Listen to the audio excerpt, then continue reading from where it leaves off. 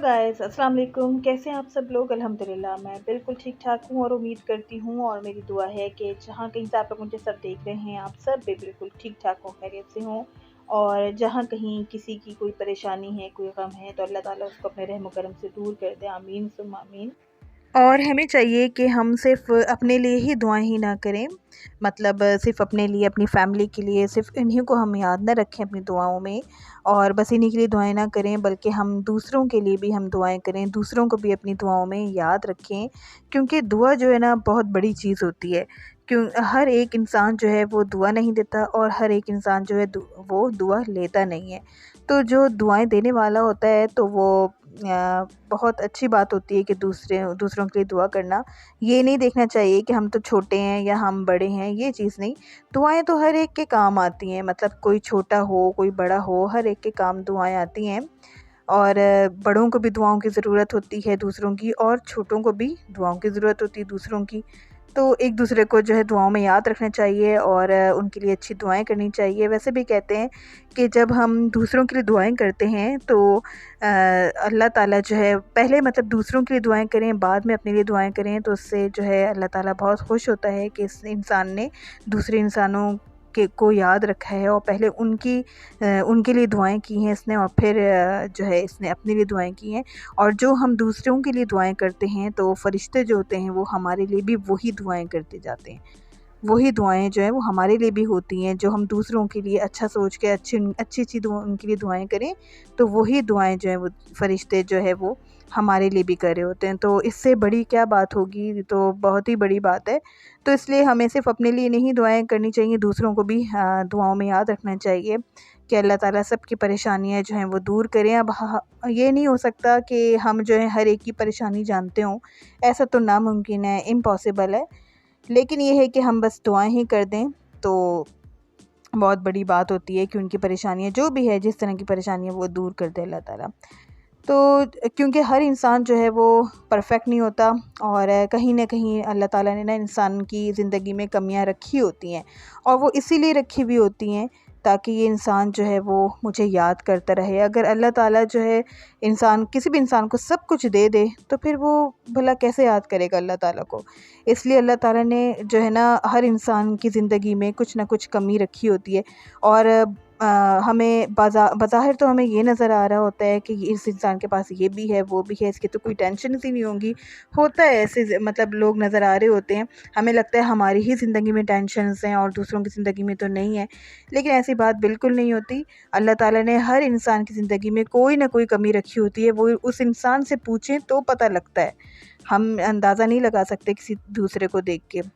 ठीक है ना? तो इसीलिए अल्लाह ताला ने कमी रखी होती है ताकि इंसान मुझे याद करता रहे। अगर अल्लाह ताला सब कुछ दे दे किसी इंसान को, तो फिर वो इंसान जो है अल्लाह ताला को याद भी नहीं करेगा।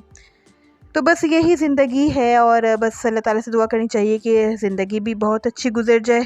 जितना टाइम हमारा इस दुनिया में लिखा हुआ है, वो भी बहुत अच्छा गुज़र जाए और इस दुनिया के बाद का आख़िरत का टाइम भी हमारा बहुत अच्छा गुज़रे और यहाँ पे भी हमें कामयाबी हो और आख़िरत में भी हमें कामयाबी हो। तो बस जी ये जो है ना अब मैं आ जाती हूँ इस तरह की बातें हो गई हैं बहुत।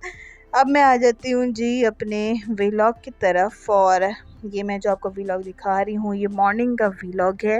मॉर्निंग में मैंने जो है वो पराठे बनाए थे और आज मेरी टर्न थी नाश्ता बनाने की और एक दिन मेरी टर्न होती है और एक दिन मेरी सिस्टर इन लॉ हैं वो घर पे होती हैं। घर पे ऑनलाइन वर्क है उनका तो वो करती हैं।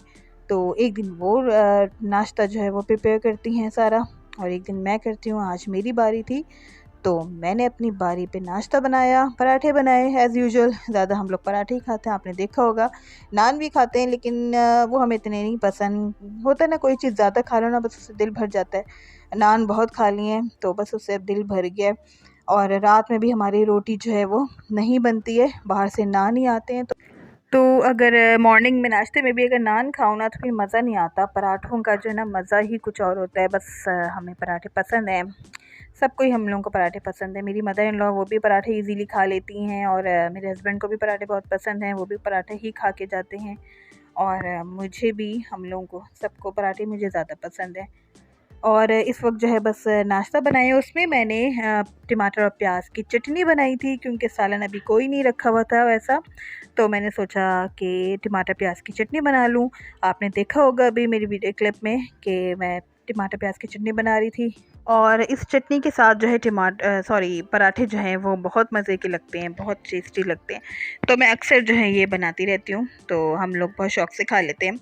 बच्चे मेरे नहीं खाते ये चटनी जो होती है ना, बस उनके लिए मैं कुछ और बना लेती हूँ साथ में, और हम जो है वो ये खा लेते हैं।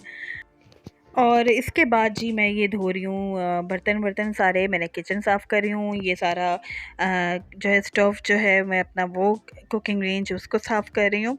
और ये मैं करती हूँ मतलब वीक में एक दिन तो मैं ज़रूर ये डिटेल से सारा साफ़ करती हूँ। कभी कभी 2 दफ़ा भी हो जाता है, जब ज़्यादा किसी दिन काम हुआ हो और ज़्यादा खाना वाना बना हो तो फिर 2 दफ़ा वीक में मैं ये साफ़ करती हूँ। वरना अगर डेली रूटीन के ही खाने बन रहे हों, ज़्यादा ख़राब ना हो रहा हो उसको, तो मैं फिर डेली ही क्लीन करती हूँ। लेकिन इस तरह की डीप क्लीनिंग जो है वो मैं वीक में 1 दफ़ा ज़रूर कर लेती हूँ। इससे मेरा कुकिंग रेंज जो है वो बिल्कुल साफ़ सुथरा रहता है और कहीं भी बुरा नहीं लगता, देखने में बहुत अच्छा लग रहा होता है साफ़ सुथरा, और इस तरह काम करने में भी मज़ा आता है साफ़ सुथरी जगह पे। अच्छा, आज जो है मैं अपना ये जो वॉइस ओवर कर रही हूँ ना, तो ये मैं अपने बेडरूम में बैठ के कर रही हूँ, और मेरी बेडरूम की जो विंडो है वो बाहर गली की तरफ ओपन होती है। तो इधर ना बड़ा शोर शराबा आ रहा होता है, दिन हो या शाम हो, इधर मतलब गली में ज़ाहिर है लगा रहता है आना जाना, बच्चे भी होते हैं। तो अब मुझे नहीं पता कि मैं वॉइस ओवर कर रही हूँ तो आप लोगों को शोर शराबा फ़ील हो रहा होगा, आवाज़ें आ रही होंगी कि नहीं, लेकिन मुझे तो बहुत ज़्यादा आ रही है। मैं बड़े मुश्किल से इधर बैठ के वॉइस ओवर कर रही हूँ क्योंकि ड्राइंग रूम में मैं वैसे वॉइस ओवर करती हूँ, वो जो है हमारी बैक साइड पे है, तो उधर कोई शोर ऐसा नहीं आता, उधर बहुत इजीली हो जाता है। लेकिन अभी वो ड्राइंग रूम में कुछ काम वाम हो रहा है, तो इसलिए मैंने सोचा इधर ही बैठ के कर लूँ, अपना टाइम ना वेस्ट करूँ। और बस देखिए मैंने कर लिया है क्लीन ये सारा का सारा, और बाकी सारा किचन भी जो है वो साफ़ सुथरा हो गया है।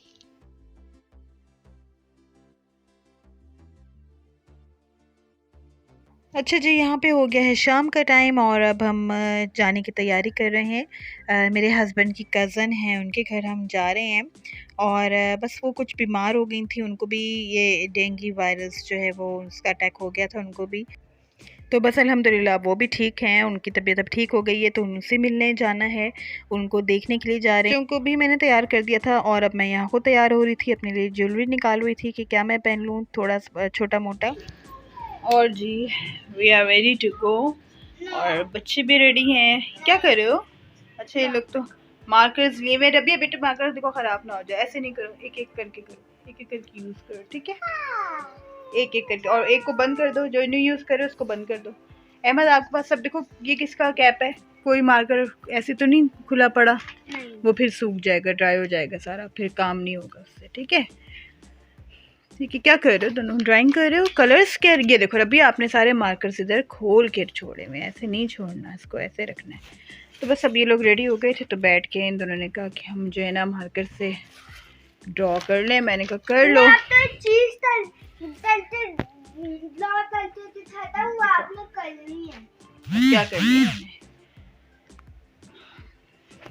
क्या करनी है मैंने? क्या करनी है मैंने? ये क्या है? लाइक करना है मैंने, ओके, मेरे चैनल में, ठीक है। तो अहमद के बालों से मैं बहुत परेशान होती हूँ भाई, इसके बाल सेटिंग में नहीं आते। दिखाओ अहमद, इधर करो अपना, इधर करो सर। ये ना मैं जितना भी इसके बालों को ब्रश कर लूँ, कुछ भी कर लूँ, इसके ड्राई रहते हैं। तो मैंने सोचा इसकी ऑयलिंग नहीं होती ज़्यादा ना, बल्कि बहुत ही कम होती है, तो फिर मैंने सोचा अब इसकी ना ऑयलिंग स्टार्ट की जाए। ऑयलिंग लगाती हूँ, शायद फिर कुछ बेहतर हो जाए। और माशाल्लाह रबिया के फिर भी अच्छे सेट हो जाते हैं, ये ज़्यादा तंग नहीं करते, इसके बाल सेट हो जाते हैं। तो हाँ जी, अब रबिया आपने क्या बनाया है? ज़रा रबिया का दिखाओ मुझे। ये तो भाई ने किया। अच्छा, आपने ये रबिया ने बनाया है, ये ड्रॉ किया है रबिया ने, और ये लिखा है जी अहमद ने। चलो ठीक है ना, बस ख्याल रखना अहमद, और कोई कैप जो है वो अलग ना पड़ी हो मार्कर से, ठीक है, वरना वो ड्राई हो जाएगा सारा। बस अब थोड़ी देर में हम निकलते हैं, ओके? फिर आप लोग सब पैक कर देना, ओके? सारा पैक कर देना। बैड हैंड्स इतने बुरे लग रहे हैं। रबिया इतने साफ सुथरा वॉश करवाया था मैंने, सारे आपने कलर लगा दिए। दोबारा जाओ वॉश करके आओ। तो जी यहाँ पे निकलने से पहले हो गया था मगरिब का टाइम और मैंने सोचा नमाज़ पढ़ लूँ, क्योंकि अगर निकलते निकलते लेट हो गए तो नमाज़ भी लेट हो जाएगी। तो बस मैं यहाँ पे खड़ी हो गई थी नमाज़ अदा करने के लिए, मगरिब की 3 फ़र्ज़। और जब भी मैं नमाज़ पढ़ती हूँ तो मैं अपनी बेटी को भी कहती हूँ, वो भी मेरे साथ आके खड़ी हो जाती है, बल्कि उसको कहना नहीं पड़ता। वो माशाल्लाह से जब देखती है मुझे नमाज़ पढ़ता हुआ तो वो भी अपना दुपट्टा उसका बनाया हुआ है मैंने, वो भी ले आती है। जिस तरह से उससे हो सकती है थोड़ी बहुत वो पढ़ लेती है और खुश हो जाती है नमाज़ पढ़ के। तो बस यही होता है नमाज़ में कि नमाज़ का टाइम जब हो तो फ़र्स्ट टाइम ही उसको पढ़ लो, पहले वही टाइम पे, तो वो अच्छा रहता है और मतलब लेट नहीं होती हमारी नमाज़। तो यहाँ पर हम लोग निकल गए थे अपनी कज़न के घर जाने के लिए और बस उनके घर हम पहुँचने ही वाले हैं। अच्छा जी, मैं थोड़ी-सी बात करना चाहूँगी अपनी वीडियो के बारे में जो कि मैंने कल अपलोड की थी।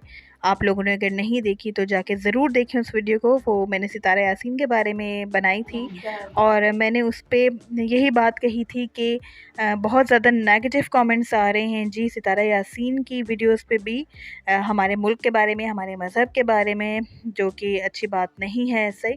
और सितारा यासीन पता नहीं कैसे ये सब कुछ बर्दाश्त कर रही हैं कि अपने मुल्क की बुराइयाँ, अपने मज़हब की बुराइयाँ वो बर्दाश्त कर रही हैं। और मुझे नहीं पता वो किस तरह से ये सब कुछ, उनका कितना बड़ा दिल गुर्दा है या क्या है भई, कि वो क्या उनको क्या चीज़ है जो वो ये सब कुछ बर्दाश्त करने पे तुली हुई हैं। और मैंने जो ये कल अपलोड की थी वीडियो, तो मेरे पास भी कुछ ऐसे हेट कमेंट्स आए थे और वो भी हमारे नेबरिंग कंट्री की तरफ से। वहाँ से लोग जो हमें देखते हैं वहाँ से उन्होंने किए थे, तो मुझे तो बहुत बुरा लगा। और वो लोग जो हैं पूरा पूरा सपोर्ट करें सितारा को, तो ठीक है आप सपोर्ट करें, सब कुछ करें, लेकिन मैं सितारा यासीन से ही कहना चाहूँगी कि ठीक है, कितनी अच्छी बात है कि आपको लोग जो हैं वो सपोर्ट कर रहे हैं और सिर्फ़ अपने ही कंट्री के लोग नहीं बल्कि बाहर से भी लोग आपको सपोर्ट कर रहे हैं। लेकिन आप थोड़ा-सा ये ख़्याल करें कि वो हमारे मुल्क और हमारे मज़हब के बारे में ज़्यादा मतलब नेगेटिव कमेंट्स वो लोग ना करें, क्यों कर रहे हैं, और आपको उनको ज़रूर रोकना चाहिए, उनको स्टॉप करना चाहिए या शट अप कॉल उनको देनी चाहिए कि भई मेरे सिर्फ़ मेरी ज़ात तक रहो और आप ऐसी चीज़ें इसी तरह ऐसी ना शो करें जिससे हमारा इस्लाम का इमेज जो है वो बुरा जा रहा है या हमारे मुल्क का इमेज बुरा जा रहा है। तो ये तो सही बात नहीं है, उनको ऐसे नहीं करना चाहिए। उनको अपनी वीडियोज़ पे जो है अपनी ज़ात तक पे फ़ोकस रहना चाहिए और ऐसी चीज़ें दिखाएँ कि हमारे इस्लाम और हमारा मुल्क जो है वो बुरा ना बने। तो इस चीज़ का उनको बहुत ज़्यादा ख़्याल रखना चाहिए। क्योंकि ये हमें नहीं अच्छा लगता कि कोई हमारे मज़हब के बारे में और हमारे मुल्क के बारे में बुरा बुरा भला हमारे को कहे और वो भी हमारे वीडियोस के थ्रू। मतलब जो इंसान जो कुछ दिखा रहा है फिर वो रिस्पॉन्सिबल है उसका, कि अगर उसके पास हेट कमेंट्स आते हैं इस्लाम के बारे में और हमारे मुल्क के बारे में, तो सितारा यासीन को इन चीज़ों का ख़्याल रखना चाहिए। उन्हें ऐसी चीज़ें दिखानी चाहिए जो जिससे इस्लाम का नाम बदनाम ना हो और ना ही हमारा मुल्क बदनाम हो। मतलब तो ये हुआ कि सितारा यासीन जो है वो खुद भी उनके साथ मिली हुई हैं हमारा मज़हब जो है उसका नाम बदनाम करने के लिए और मुल्क को बदनाम करने के लिए। तो ज़रा उनको सोचना चाहिए वो क्या कर रही हैं, इस तरह से उनको नहीं वीडियोस बनानी चाहिए। अच्छा जी, यहाँ पे जो है ना हम लोग आ गए थे वापस अपने घर, उनके घर में बैठे, उन्होंने हमें चाय वगैरह सर्व की और वापस हम आ गए थे। वापस आने के बाद मैंने खाना नहीं बनाया हुआ था, रात में तकरीबन ये 8 साढ़े 8 का टाइम था। मैंने जल्दी से मसाला बनाया और आपने वेजिटेबल देखी, मैंने बनाया जी वेजिटेबल पुलाव, बहुत मज़े का बनता है। और बस मैं इसको सिंपल से ही बनाती हूँ लेकिन बहुत टेस्टी बनता है, मेरे सब घर वालों को बहुत अच्छा लगता है ये वेजिटेबल पुलाव। इसमें जो भी वेजीज़ होती हैं, जो भी अवेलेबल हों, बस मैं वो डाल देती हूँ। आलू हो, शिमला मिर्च हो, गाजर हो, तो बहुत टेस्टी बनता है और अलग फ्लेवर होता है इसका। और बस ये रात का खाना भी हमने खा लिया था, पुलाव बन गया था, रात का खाना खा लिया था। और रात के खाने के बाद जी मैं अपने बच्चों के साथ खेल रही थी ये फ़ुटबॉल। मैंने कहा थोड़ा सा वॉक शॉक का मेरा दिल नहीं जा रहा था, मैंने कहा बस इधर ही घर में ही हम ना इधर थोड़ी सी जगह पे हम फ़ुटबॉल से खेल लेते हैं। तो मेरे बच्चे खेल रहे थे मेरे साथ और बड़ा इंजॉय करते हैं ये लोग भी। तो बस वैसे भी रातों खाने के बाद जो है फ़ौरन नहीं बैठना नहीं चाहिए, मीन्स कि थोड़ी सी वॉक शॉक कर लेनी चाहिए रातों खाने के बाद भी। और बल्कि अब तो डॉक्टर्स कहते हैं कि हर मील के बाद जो है थोड़ी सी वॉक करें, बैठे ना रहें। और वैसे दिन भर तो हमारी वॉक होती रहती है, चलती रहती है, मीन्स के नाश्ते के बाद हमने किचन समेटना होता है, सारा क्लीन करना होता है, उसमें वॉक हो जाती है और फिर सारा दिन जो है वो ऐसे ही चलता रहता है, वॉक शॉक होती रहती है। हाँ, लेकिन ये है कि डिनर के बाद जो है वो इतना नहीं होता कि मतलब और कोई ज़्यादा काम नहीं होता, तो फिर इंसान बैठ ही जाता है। लेकिन मैं जो हूँ थोड़ी बहुत ज़रूर वॉक कर लेती हूँ। तो बस ये लोग फुटबॉल बच्चे खेल रहे थे, मैं भी इनके साथ लग गई फुटबॉल खेलने में, बड़ा एंजॉय करती हूँ मैं भी इसको। तो बस जी यही था मेरा आज का व्लॉग, और इसको पसंद आया आपको ये मेरा व्लॉग तो इसको लाइक ज़रूर कर दें, और इसको मेरे चैनल को सब्सक्राइब कर दें जो लोग फ़र्स्ट टाइम आज मेरे चैनल पे आए हैं। और मुझे और मेरी फैमिली को अपनी दुआओं में याद रखें।